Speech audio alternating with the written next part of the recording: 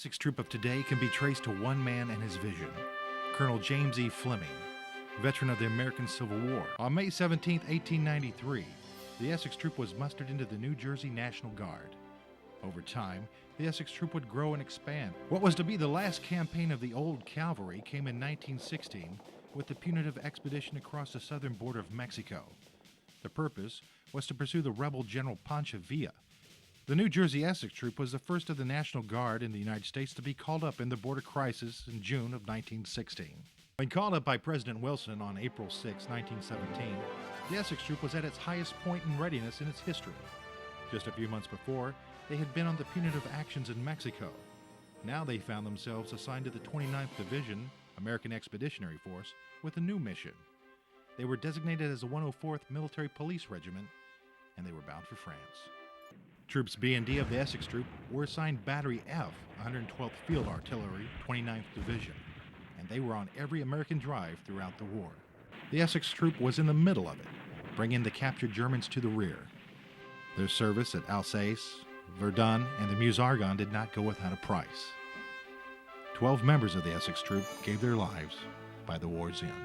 On January 5, 1941, the Essex Troop is called up for federal service for a third time in their history. They answered the call. The troop's newly promoted Colonel, D.W. McGowan, takes command of the Essex Troop.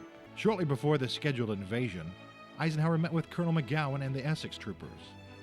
Eisenhower talked to the importance of their find 'em, fix 'em, and fight 'em mission as cavalry reconnaissance and as American fighting men. 170,000 Allied soldiers had arrived on the bloody shores of Normandy. On D-Day +2, the rest of the 102nd and 38th came ashore, and with them, thousands of tanks, weapons, and supplies. Eisenhower and Bradley have sent the word down the ranks that if anybody can dream up a crazy, innovative solution to get through these hedges, it's the creativity of the American soldier. And the solution was provided by the Essex Troop's own Curtis Cullen. He developed the Rhino plow. Captain Bunzel was C Troop of the 138th. He called back to his headquarters, and they wanted, because the headquarters wanted to know what his position was, and he said, "We are in Paris."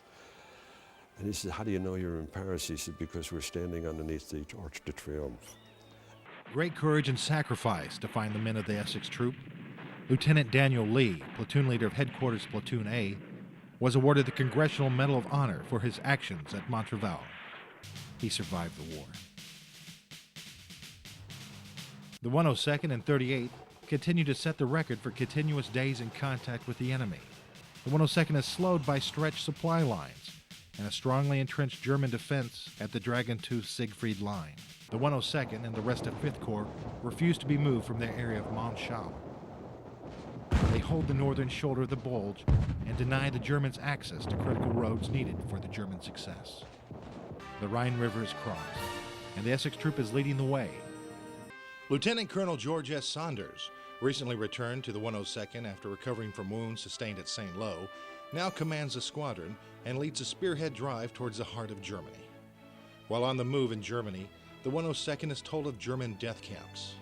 Saunders and the 102nd are among the first American troops to liberate the Schadenbach concentration camp. The 102nd, now famous for their find them and fix them tenacity, are selected to escort the commanding generals of 5th Corps and the 69th Infantry to Torgay and link up with the Red Army on the Elbe River. The war in Europe is over. The men of the Essex Troop have seen the war through. They have sacrificed and bought the ground with their very lives. The spirit of those who went before them helped to sustain them through the greatest war the world has ever seen and through the biggest adventure of their lives. The Essex Troop has been given a key role in the Homeland Security mission. They are assigned to secure strategic bridges and tunnels and airports in the New York, New Jersey metro area. We're performing a mission of military support to civil authorities here at the George Washington Bridge. And this mission continues as America liberates Iraq. They don't refer to themselves as the greatest generation in America. They're much too humble for that. But for those soldiers who follow and serve after them, they set the standard which others are measured by. They set a standard of excellence that following generations of warriors recognize and strive to emulate.